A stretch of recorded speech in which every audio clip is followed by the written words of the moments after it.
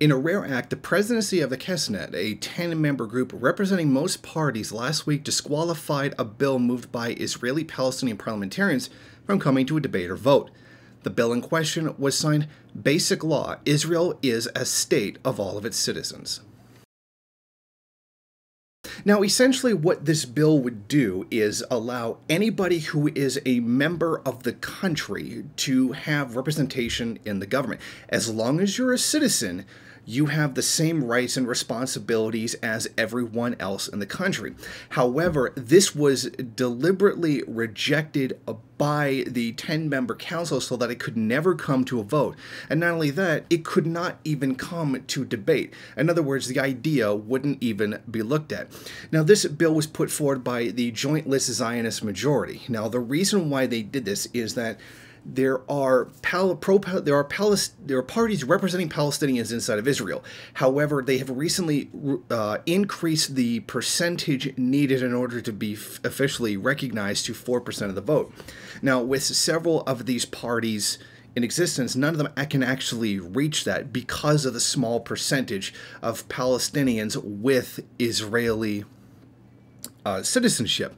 So essentially all four parties had to come together in order to try to get this piece of legislation passed that would recognize Palestinians living in Israel who are citizens of Israel to have the same rights and responsibilities of everyone else.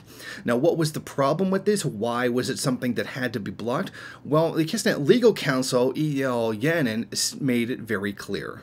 The bill contains several articles which are meant to change the character of Israel from a national state of the Jewish people into a state which grants equal status from the national point of view to the Jewish nation and the Arab nation.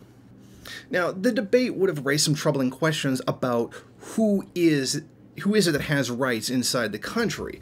Basically, if as long as you're a citizen, you have certain rights. Now, this flies in the face of the actual intention of Israel and what Israel always was and always has been, and that is a Zionist state that grants rights only to the Jewish population.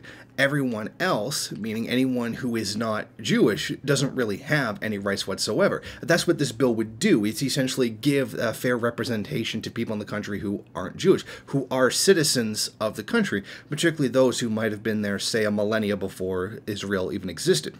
Now, this flies in the face of a lot of the pro-Western propaganda that we're given, a lot of the claims that are made by people that are pro-Israel, that somehow Israel is the shining jewel of democracy inside the Middle East, so long as we ignore the whole apartheid state and we ignore the other existing democracies that are inside the Middle East as well.